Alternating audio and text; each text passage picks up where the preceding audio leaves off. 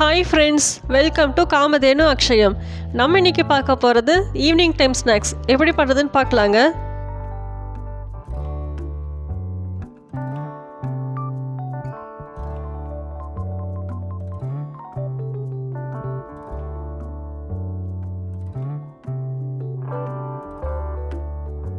நான் இதுக்கு 50 கிராம் அளவுக்கு பச்சை பட்டாணி எடுத்திருக்கேன். 8 மணி நேரம் போல் ஊற வச்சு 4 விசில் விட்டு வேக வச்சு எடுத்திருக்கேன்.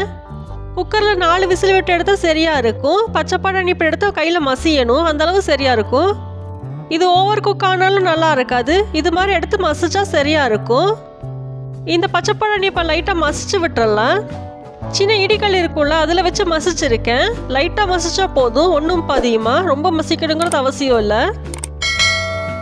மசிச்சாச்சு, போதும், இந்த அளவு சரியாக இருக்கும். 2 உருளைக்கிழங்கு வேக வச்சு எடுத்திருக்கேன். இதையும் மசிச்சுக்கலாம். குக்கரில் 2 விசில் விட்டு எடுத்திருக்கேன். உருளைக்கிழங்கையும் இதே மாதிரி இடிக்கல்ல வச்சு லைட்டாக மசிச்சு விட்டுக்கிறேன்.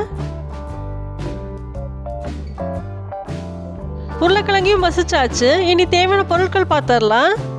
மீடியம் சைஸ் பெரிய வெங்காயம் பாதி எடுத்திருக்கேன், பொடி பொடியாக கட் பண்ணி எடுத்திருக்கேன். இது கூட 2 பச்சை மிளகா பொடி பொடியாக கட் பண்ணி வச்சுருக்கேன். இது கூட 1 டீஸ்பூன் அளவுக்கு இஞ்சி பூண்டு விழுது எடுத்திருக்கேன். கொஞ்சமாக கருவேப்பிலை, கொஞ்சமாக கொத்தமல்லி தழை எடுத்திருக்கேன். இதை சின்ன சின்னதாக கட் பண்ணி வச்சுருக்கேன். இப்போ செய்ய ஆரம்பிச்சிடலாம். கடாயில் 1.5 டேபிள் ஸ்பூன் எண்ணெய் விட்டுருக்கேன். எண்ணெய் நல்லா காஞ்சிருச்சு. 1/4 டீஸ்பூன் சோம்பு சேர்த்துருக்கேன். இப்போ வெங்காயம் பச்சை மிளகாயும் சேர்த்துக்கலாம். இது கூடவே கருவேப்பிலை கொத்தமல்லியும் சேர்த்து நல்லா வதக்கி விட்டுறலாம். வெங்காயம் நல்லா கலர் மாதிரி வரட்டும். வெங்காயம் ஒரு 90% நல்லா வணங்கட்டும். வெங்காயம் நல்லா வணங்கினதுக்கப்புறம் இஞ்சி பூண்டு விழுது சேர்த்துக்கலாம். இப்போ 1 டீஸ்பூன் இஞ்சி பூண்டு விழுது சேர்த்துருக்கேன். இது முதலே சேர்த்துனா அடிப்பிடிக்க ஆரம்பிச்சிடும், வெங்காயமும் நல்லா வணங்காது. இஞ்சி பூண்டு விழுது சேர்த்துட்டு 1 நிமிஷம் போல் வணக்கி விட்டால் போதும். இப்போ பச்சை பட்டாணி சேர்த்துக்கலாம். இது கூடவே உருளைக்கிழங்கு சேர்த்து வணக்கி விட்டுறலாம்.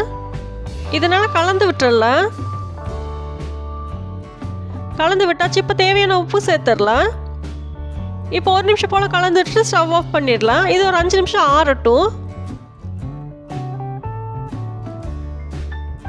இதுக்கு 2 பிரெட் பீஸ் எடுத்திருக்கேன்.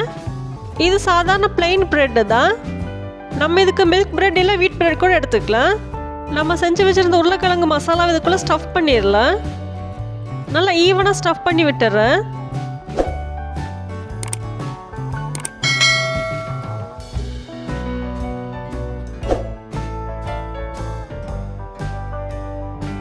நல்லா ஈவனாக ஸ்ப்ரெட் பண்ணியாச்சு. இன்னொரு பிரெட் எடுத்து மேலே ப்ரெஸ் பண்ணி விட்டுறலாம். இது நல்லா ப்ரெஸ் பண்ணி விட்டாலே நல்லா செட் ஆகிருக்கும். இதே மாதிரி இன்னொரு ப்ரெட்டும் செஞ்சு காமிக்கிறேன். ஒரு 5 நிமிஷத்தில் அது நல்லா செட் ஆயிரும். எல்லா ப்ரெட்டையும் செட் பண்ணி வச்சுட்டு நம்ம டோஸ்ட் பண்ண ஆரம்பிச்சிடலாம். அதுக்கு தோசைக்கல்ல கொஞ்சமாக எண்ணெய் ஸ்ப்ரெட் பண்ணி விட்டுருக்கேன். சின்ன பசங்களுக்கு கொடுக்குறதா இருந்தால் நெய் கூட எடுத்துக்கலாம். கல் நல்லா சூடாயிருச்சு. இப்போ பிரெட் ஸ்லைஸ் எடுத்து வச்சுக்கலாம்.